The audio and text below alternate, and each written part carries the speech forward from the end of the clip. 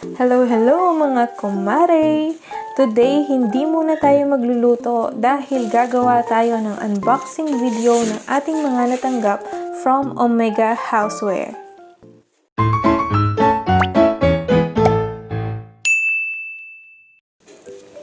Habang binubuksan ko yung ating box, gusto ko munang magpasalamat kay Sir Lester from Omega Houseware dahil isa ako sa mga napili nilang padalhan ng kanilang mga products.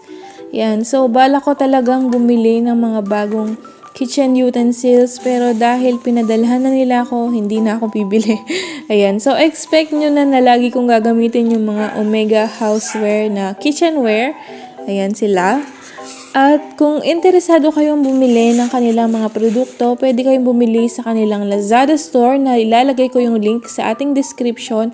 Pwede nyo rin silang i-message sa kanilang Facebook page na ilalagay ko rin ang link sa ating description box.